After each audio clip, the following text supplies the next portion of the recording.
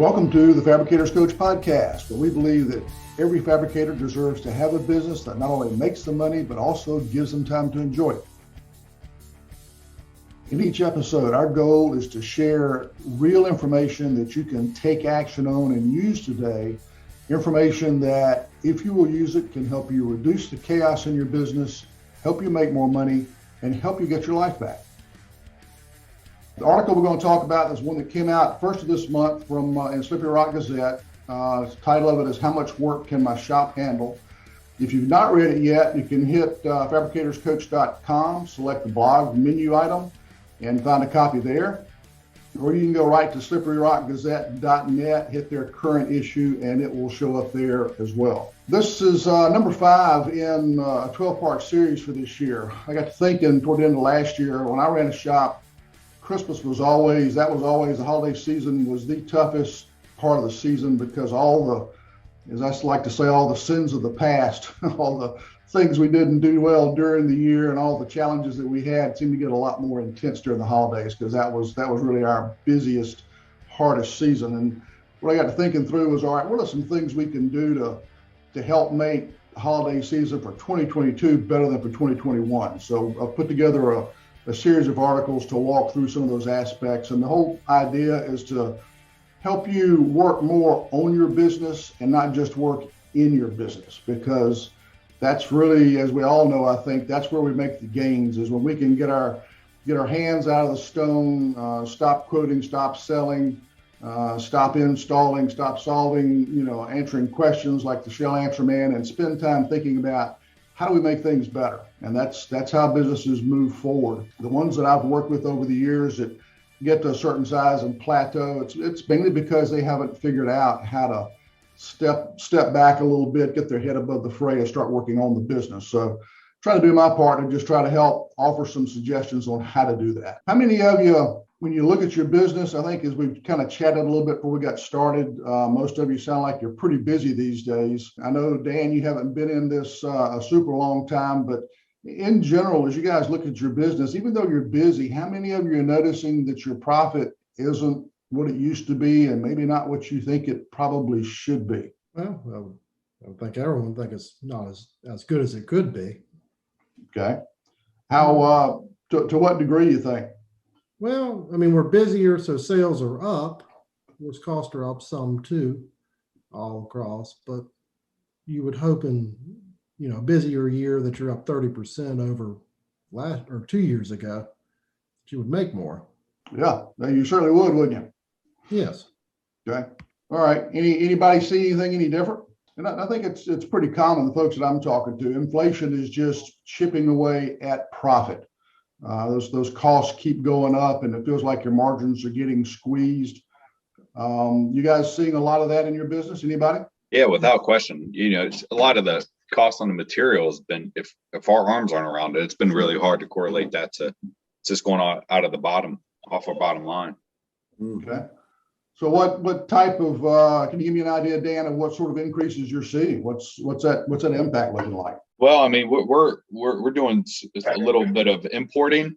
So some of the importing costs from overseas have almost exceeded the cost of material. So it's been really difficult to be able to juggle that and know what you should be charging based on those versus what the market can hold. Those are two totally different things. So we've tried to navigate that well, but it's certainly a challenge. Yeah, certainly, no question about that. Anybody see anything different? Anybody have any unique ways that they're dealing with some of those things to try to manage it? You try to pass on as much as the cost, try to charge a little more, but the market's not that elastic, where, especially if you're doing builder work, where they won't accept too much, and then they'll start looking for someone. Yeah, no question. They'll accept a little bit, but cost increases if you're buying material domestically. I mean, everyone's going up next week from what I hear. First of the year, natural stone's just kind of been up and down. Quartzes have just been steadily rising, 2% here and there. Yeah, kind of like boiling a frog in some respects, isn't it?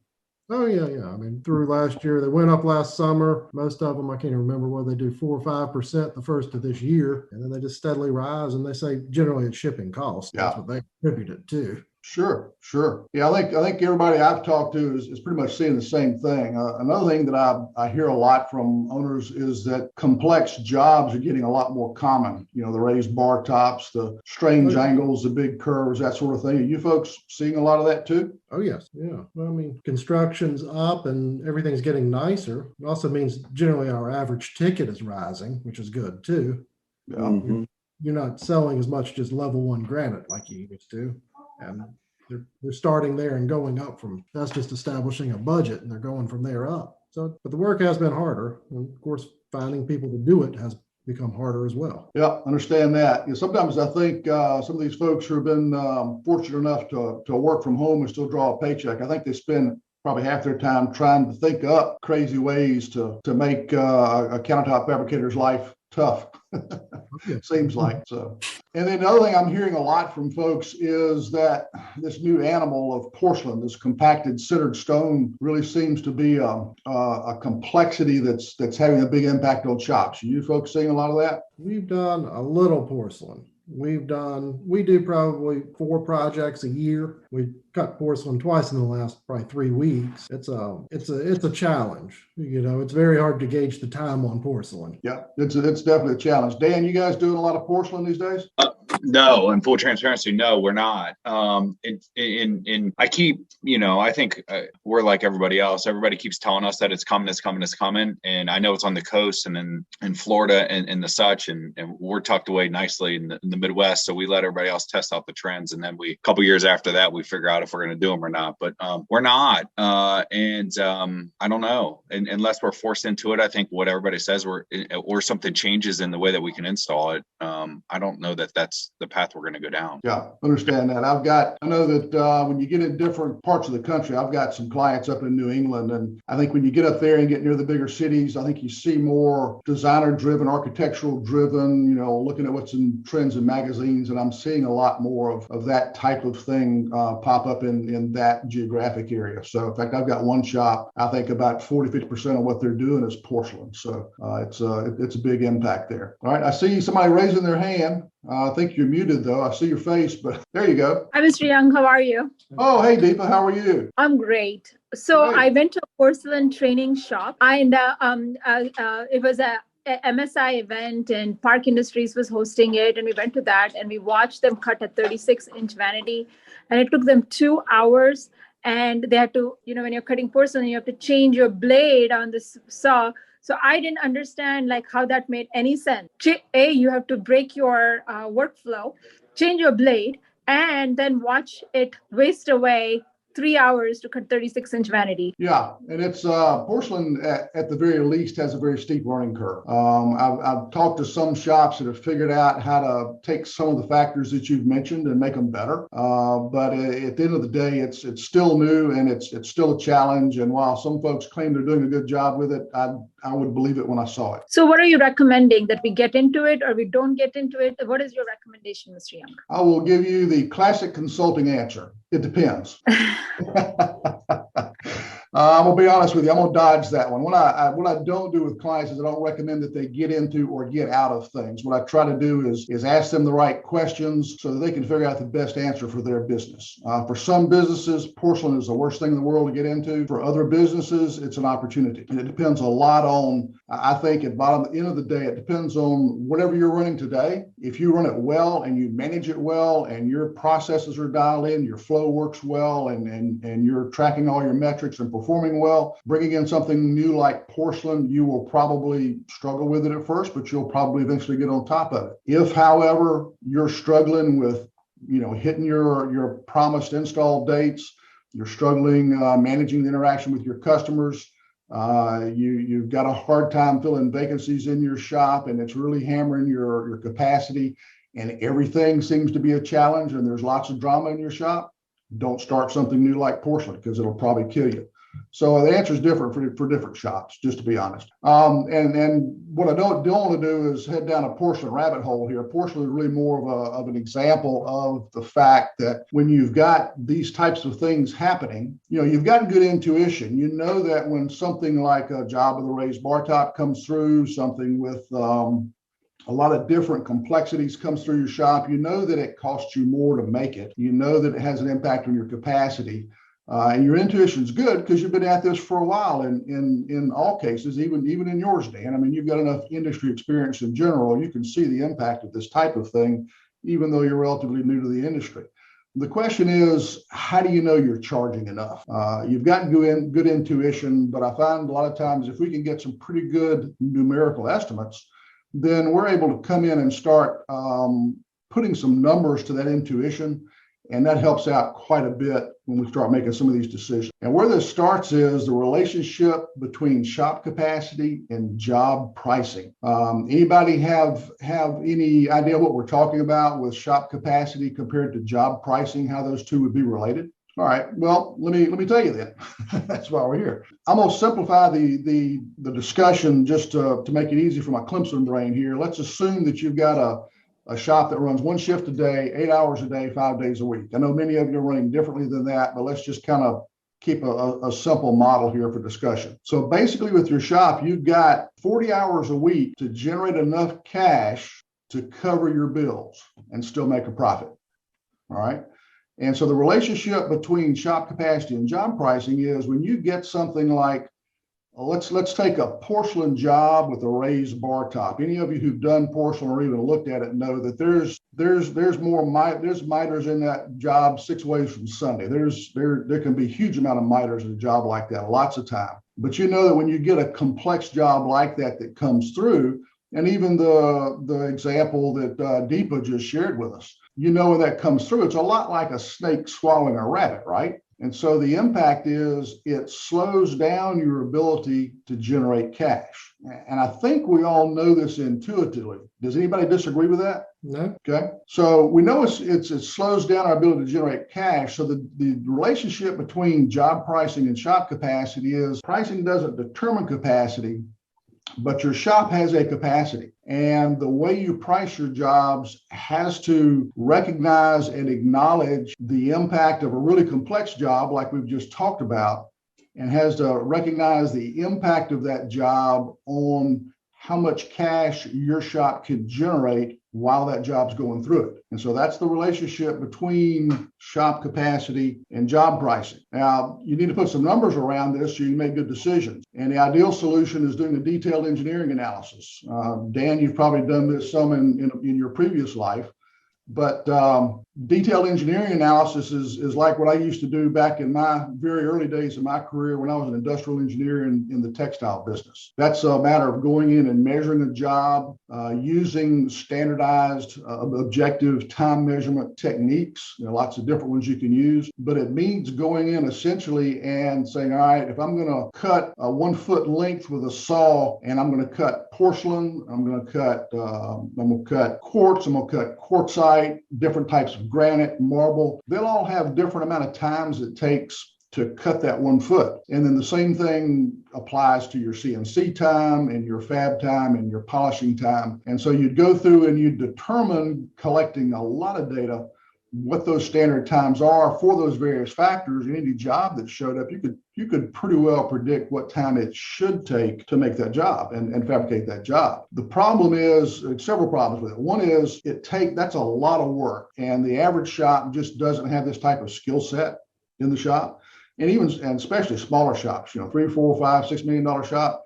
That's a huge amount of expense to have that done, whether you have somebody on staff or whether you contract it out. The other challenge is once you do this, now you've got to use the data. That's a different set of management tools. It's a different set of tracking performance on a regular basis. There's a lot of details with that. There's a lot of overhead. And to make it even worse, you cut a certain type of quartzite today and you set that standard. And then a month from now, you get in another load of quartzite and it's from a different part of the quarry. So now it's harder or it's softer. And so the time's different. Or maybe it's the same quartzite color, but it came from a different quarry. And so it handles differently. Maybe it's a little more brittle. And so when you go to fabricate it, it chips more. So the things like that require that you'd have to, once you start down this road, you've got to retain the overhead to constantly audit this, constantly monitor it.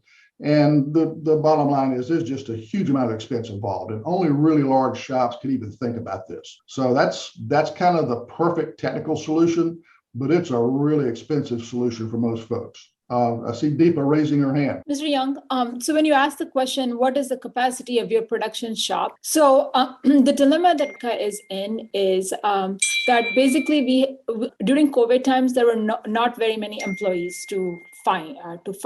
So and we had a lot of business during those COVID months. Okay. So our guys got used to working 56 hours because there was no choice, because there were no other employees to hire. So everybody worked 56 hours. So now that's a problem, because now it's becoming a 56-hour culture, and our margins this year is less than what it was last year. And now I don't know. So when you say what is your capacity, are you suggesting a capacity based on 40 hours? Is it 56 hours? Or like, do we stop overtime now, but now inflation is rising, so people will make less money? It's so confusing, sir. Yeah, that's you make a lot of very good points, a lot of really good questions. Unfortunately, some of those things are kind of out of the scope of what we get into here on this particular one. Our session next month will be more about some of the labor issues. But the short answer to what is your capacity, it comes down to you deciding for your business, for your culture, for your employees, what is your nominal or normal schedule going to be? Is it 40 hours? Is it 50? Is the way you want to run your business, you want everybody to work, 60, 70 hours a week? It's a decision you make as a business owner, and there are trade-offs. There is no simple one answer. There's no one size fits all answer, unfortunately. And I'm not trying to be evasive. Well, yeah, I am trying to be evasive, because I can't give you a straight yes, no answer on that, to be honest. I think as a business owner, you've got to decide, all right, I know when my employees get past about 60 hours a week, I get a lot more mistakes. I get a lot more problems. And so I've got to knock that back to 50 hours a week or whatever. And I think that's a decision you've got to make from a work hour standpoint, an employee standpoint. When I talk about shop capacity, I'm talking more about your capacity to generate cash, because we talked about this detailed engineering analysis that is the technically correct way to determine capacity.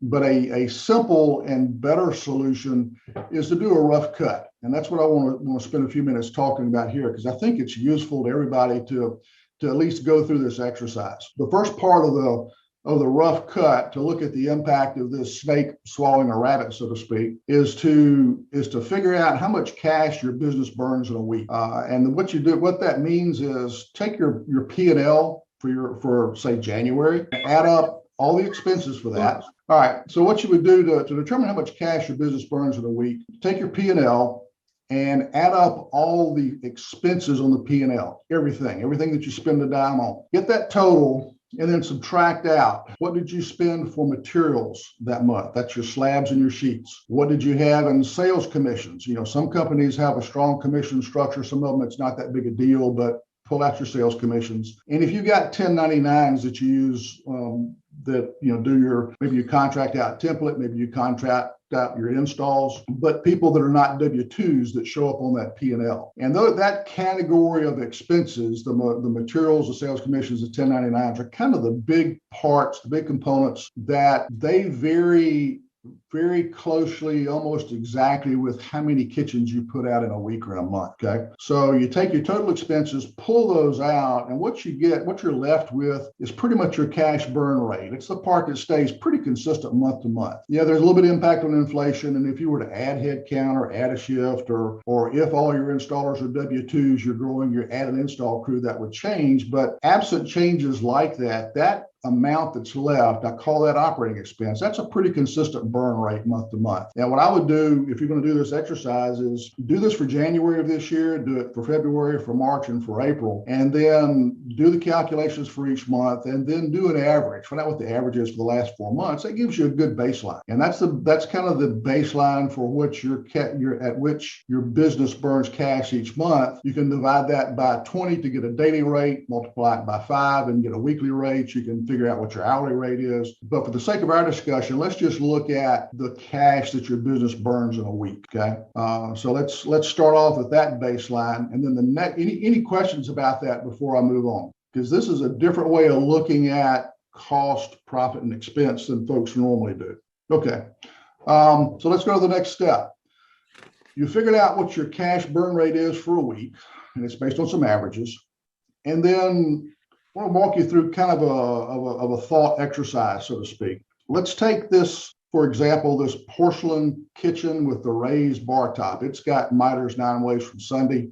And it's going to be, like Deepa was talking about, the demo she saw where just making a vanity was a real good example of that snake swallowing a rabbit. Stop and think about, okay, for a week, if you only made that type of countertop, you didn't do any straight rectangles, you didn't do any quartz, no granite, nothing else, just that one type of countertop, how many of those could you make in a week? And so you're starting to think about what your capacity is to produce product. All right. So that's kind of your next step in this, is to put that number on paper and then figure out, take a typical job you have that is representative of this type of work, figure out what your selling price is for that job, and then do the same kind of calculation that we did on our P&L. We want to take out the material cost, whether you're doing square foot pricing or slab pricing, whatever that cost is, you take out, not including any markup you have, just what you spent for the material,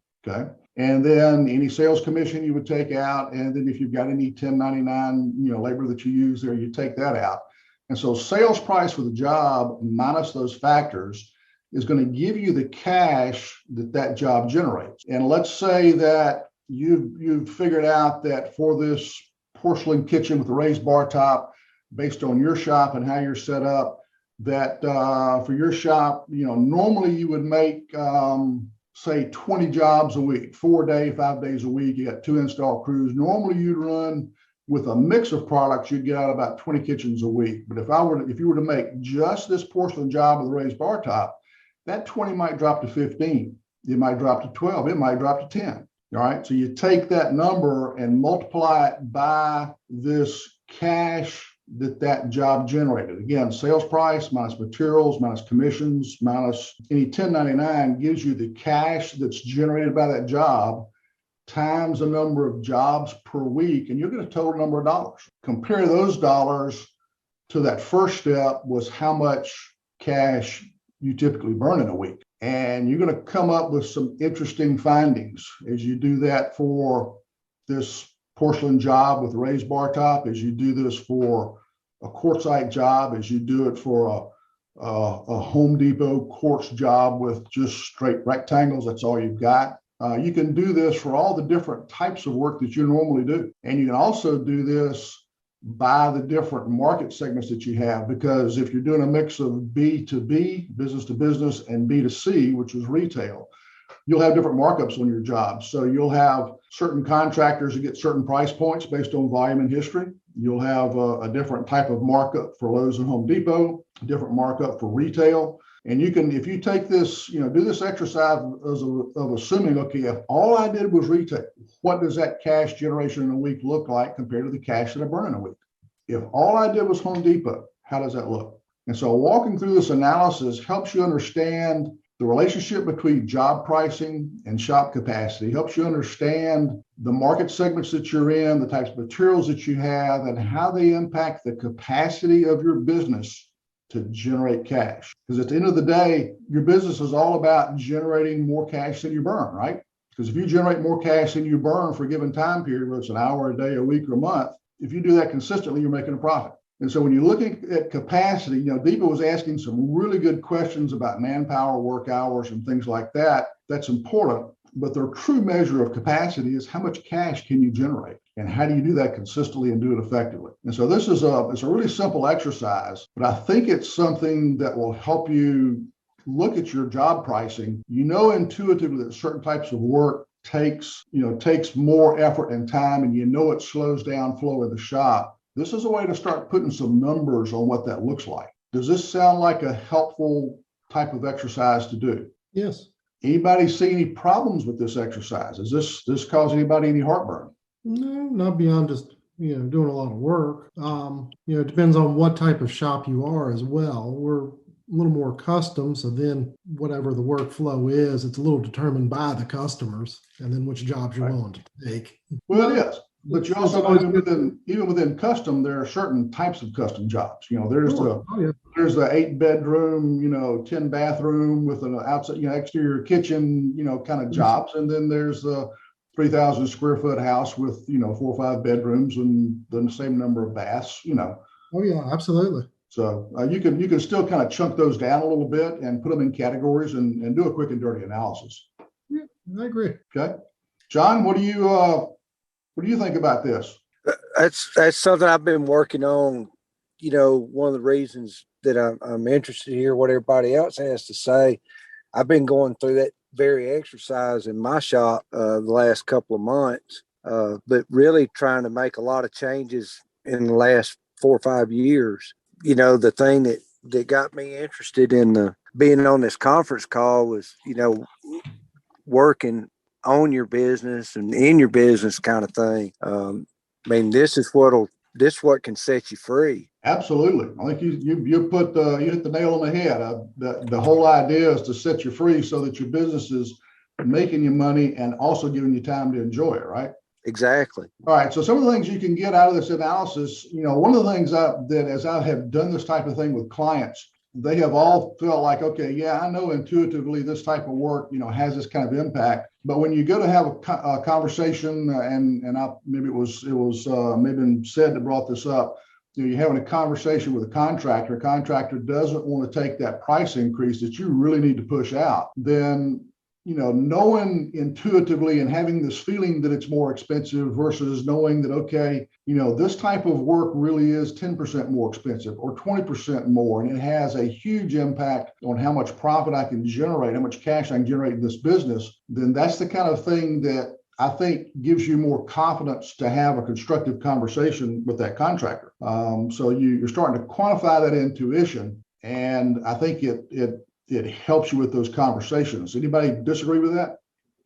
No. Okay. So one of the challenges is, okay, so you figured out, you put some numbers around this intuition, and your prices are going up, your costs are going up, and that as you get some of these more complex jobs, as you get these new materials and different things are happening, now how do you handle rolling this out with customers? How many of you have had some good conversations with customers and been able to, without too much pushback, actually increase some of your prices and take care of some of this? Anybody had any success with that? Yes. Yeah. Okay. So how did you have success with it? Well, on the retail side of things, it's a little easier because they're individual customers and not routine buyers. So they just kind of understand that overall costs are going up, and it's a lot of that is what they want. On the builders side, they've been fairly receptive. So the good builders that want to stay with you, and it's not all about just the dollar amount that you quoted, we've been fine with them. Now, if someone wants to find someone cheaper, they're always going to find someone cheaper, and that's kind of the impetus to go find someone cheaper. Yeah. They're going to leave you. But, Yeah, there are definitely several aspects of that. I think, Sid, you've hit on some of those. All right. So, Sid, I think you've hit some really good comments there. One of the things is, if you're dealing with contractors, we all know that some contractors, man, when they tell you that you tell them the template's on this date and installs on that date, and they say, okay, my kitchen is ready. When that contractor talks to you that this is contractor X, Bob the builder contractor, and that when he says it's ready, it's going to be ready. Those cabinets are set. Painter's not going to be in the way. Tile guy's not going to be in the way. All that's fine. You get other contractors you work with that they'll tell you it's ready, but you walk in and all of a sudden there's 14 people in your way, and the place is almost looks like a war zone. The contractors, Bob the builder contractor actually does a great job as the one you want to keep, and so you could be that. Bob the builder has said, hey, I've got some customers starting to request porcelain. That's not something that you have normally done or that you're comfortable doing. You've tried it and aren't happy with it. You might make the effort to go ahead and do that so you can keep Bob's business, because having all the rest of the stuff that Bob does helps offset some of that cost. But if it's, contractor Y who does a poor job and who is always causing you problems and always jerking your schedule around, then you may want to go ahead and push that additional price increase. And, that's a way to sometimes use pricing as a competitive tool, and not from the standpoint of trying to be lower to be more competitive. Sometimes being higher can make you more competitive. Anybody have a thought as to why that may be true? be perceived as better. Well, perception is better. What else? One of the ways to make some of that competitive, a competitive issue is, or competitive edge is, if you've got a contractor you're dealing with and you know that he in reality starts costing you money, makes it tough for you to make good money. Yeah. If you increase prices to that contractor and it encourages him to go to a competitor. Now, if you've got tons of business and can afford to lose it, that's great. That pushes that contractor over to somebody else and challenges their business. Some of these more complex jobs that maybe you don't do well, you haven't figured out how to do well in your shop, and your competition is going to struggle even more with it. You start raising prices on that type of work, and it sends that type of work to them and disadvantages them. All right. So that's one way you can make that sort of a competitive edge too. While things are good, you've got that flexibility. If the talking heads are correct, as Jerry Clower would say, they're putting on a recession. If we've got a downturn coming at us sometime in the next year or so, when we hit that point, you won't have that luxury.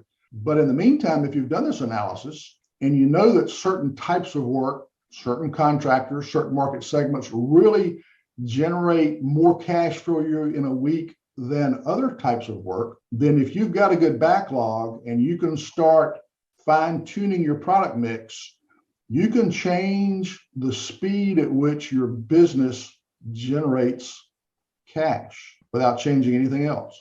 Dan, does that sound like a strategy that might be productive and profitable? Yeah, I think that's a lot of what we've focused on through your help, and it's been beneficial, even in looking at some of the things you talk about, price increases and cost increases and things.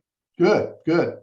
Yeah, it's. I remember having a conversation with the owners of the shop that we were running about 15 or so years ago, and when I brought this up, their eyes kind of lit up and said, "Ooh, that's devious." And yeah, it can be a little mercenary. There is some risk. You got to understand your competition. You got to understand your business. You got to look ahead in your crystal ball and say, okay, how's the economy looking? Am I going to run the risk of not having enough work? There's never a simple answer to these things, but they're all things to think about as potential strategies. And so we've talked about pricing a little bit, and we've talked about doing some analysis. But the flip side of this coin too, or at least another factor, is something that I think that Dan and Seth, maybe John brought up, was looking at operational performance. There are some things that you can look at in your shop as you find out, okay, this porcelain work, yeah, I knew it was tough. I didn't realize it was this tough. Now I got some data to tell me in numbers how tough it is. What are some things you could do for once you decide or discover just how tough certain types of work are? Let's take porcelain, for example. What are some things you can do to make that less negatively impactful for your business? And I think Deepa talked about one of them. Well, I'll give you an example. I mentioned I've got a client who's, I think about 40-50% of their work is porcelain, and they were struggling. I mean, they were cutting all their miters with a manual bridge saw. And if you work with porcelain at all, you know what kind of a challenge that is. One of the things they did was after having done an analysis like this, they've been debating, should I go out and buy that miter saw or should I not? A special machine that's designed just to do miters. And once they did this analysis and they said, okay, if we buy this saw, here's how the analysis changes. And I think within about 15 minutes, they were stroking a PO for the machine, because it was very obvious that by changing their processes to reduce the negative impact of some of that types of work, then they would have a big impact on their bottom line. So this can help justify that type of decision as well. Those are all factors to kind of keep in mind as you do this type of analysis. A lot of different ways to leverage that in your business. There is no one size fits all, but they're all important. And one of the things I would encourage you to do, I know, a lot of folks I talk to want to say, hey, I got a competitor over here. He's eating my lunch because his prices are so low. Every one of you have got, depending on how large the metropolitan area that you're in, you've got at least one, if not several competitors that are 3 or 4 or 5 guys with a blue ripper, a handful of side grinders, a pickup truck working out of a rental unit, and they're eating your lunch on price. And they always will. You can't compete with them because their overhead is so low. There's a certain segment of the market that they service. They probably do, pretty decent work. Some of them may do really good work, but you'll never be competitive with them. At the end of the day, you got to decide you're going to stay in business or not. You got to play to your strengths. share a related story to you. I'm in a little bit of a somewhat rural area. My dad was born and raised on a farm. I've lived on a farm, and I like good old homemade country sausage. Found a guy near here that makes it. He makes it one day a week. And I went to go pick some up the other day, and he said, "Man," said, I hate to tell you, but I had to go up a quarter of a pound on my sausage. The cost is just killing me. I really hate to do that. I'm scared I'm gonna lose customers." And I looked at him and I said, "Rick, thank you. I really appreciate you doing that." He looked at me like I had lost my cotton picking mind. And he said, what do you mean?" I said, I said, "Man, my dad, raised on a farm, made a lot of sausage. He was in the meat packing business, knows sausage really well. He loves your sausage." My dad's in his late 80s. And almost every time I go see him, I'm taking him some of your sausage. Rick, if you don't raise your prices, then you can't stay in business. If you can't stay in business, I can't make my 88-year-old dad happier by bringing him some of your sausage. That's going to make him sad and make me sad. So I appreciate you raising your prices. If you folks think about what we're doing in this business, my wife and I did a kitchen remodel last year, and it changed the way we look at our entire house. It's a 100-year-old house, and you can imagine some of the challenges that are involved. And when you make a significant remodel, it can change how you enjoy your house. And we comment on a regular basis what a great investment it's been. And the crowning jewel in that remodel are these countertops. This is something that we in this industry make we're not solving world hunger. We're not solving we're not curing cancer, but we're having an impact on people's lives every day with something that they use every day. It's the top where they feed their family and they bring their family together over meals, and it's the crowning jewel in their kitchen. And if you don't pass along these increases, and if you don't have a good understanding of how these different variations we've talked about impact your ability to generate cash, you're on a high risk of not being here during the next downturn. While things are good, you got to make money, you got to bank cash, you got to pay off debts, you got to get ready for whatever's going to come at us in the next year or two.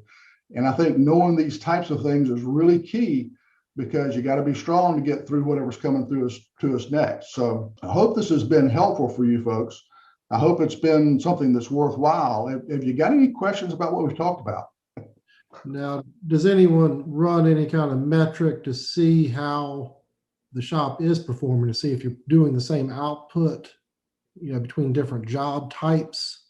Anybody on the call got something like that they track? Or if you take on a job that might like you said, you're going to overload your own shop by a good sale. Every sale looks good until you can't get it done. Okay. All right. John, Dan, anybody got any metrics there that you guys think will be helpful? Looks like Dan had to drop off. Okay. One thing you can do is you can start tracking. We talked about this rate at which your shop burns cash each week.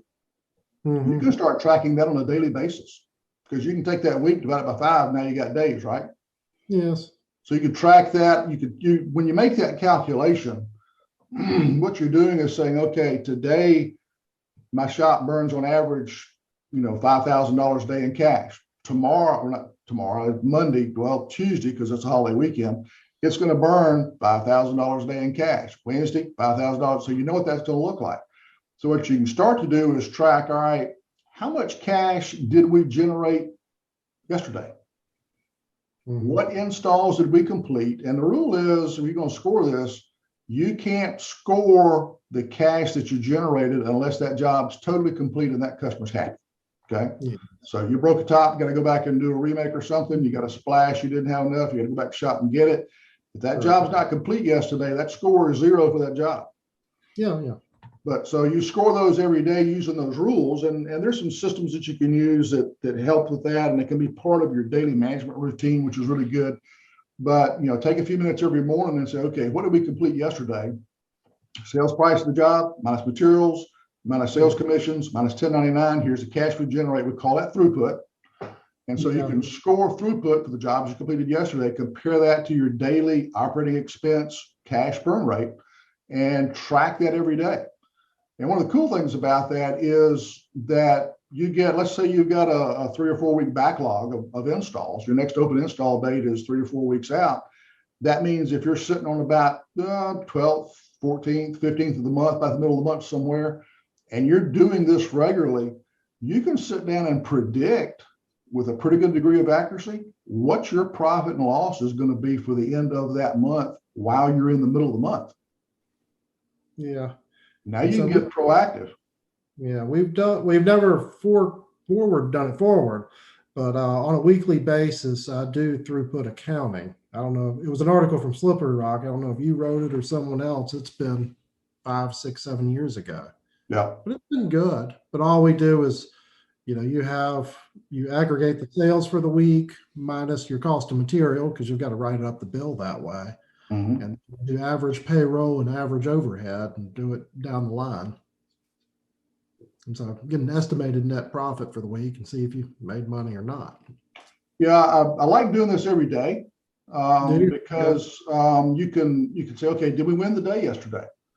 Yeah. And you're sitting on, let's say you're sitting on Tuesday, you can look ahead and say, okay, so what is our opportunity to generate a profit on Thursday, 2 days from now? Because you do this day by day, and you start driving this into your scheduling and start driving this into other aspects of your business. And now you're starting to to get in that mode of, think about driving a car. You're kind of looking at your dashboard and watching the performance of things. You're looking out the windshield, looking at where you're going and how you can change where you're going, versus looking in the rearview mirror saying, okay, it's now the 10th of May. How did we do in April? Yeah. And why didn't we do better? Or how did we do so well? Because you're trying to remember what happened weeks ago versus what happened yesterday. True. And so it's a lot easier to get cause and effect on performance and the causes of those performance. When you get better cause and effect, now you're in a position to start making real change in your business. So that daily look, I think, is really important from a management standpoint. Okay.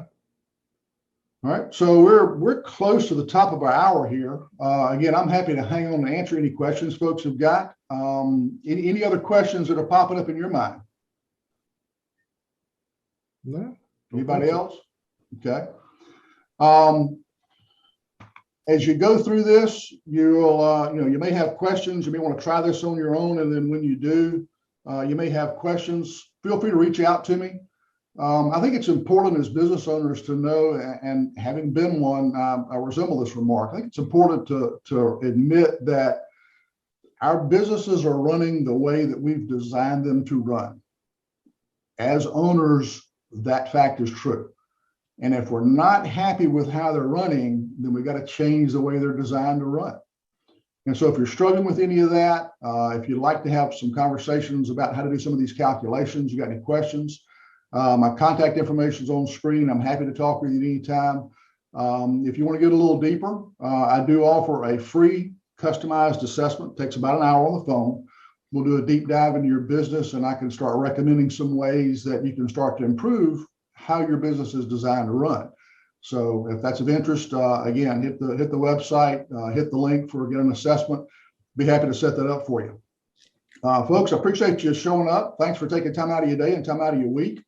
I hope this has been helpful for you. I always like having good conversation. I like you folks talking with each other and sharing your own ideas, because I think you learn, a lot of times even more than what I can offer when you start sharing ideas with each other. I think that's really important. So I would encourage you, as you look at, NSI, ISFA, SFA, slab fabbers, rockheads, all those groups that are out there, find something that you like, something that you can, you feel good, with the group and with what they're doing, and meet other fabricators, talk to them, and learn from each other. It can be lonely being a business owner out there, no matter what the business is. And so you get a chance to talk to other folks. I think there's good benefit. Thank you for listening to this episode of the Fabricators Coach podcast. If you've got any additional questions about this particular episode or anything else, please check us out at fabricatorscoach.com. Thanks. Have a great day.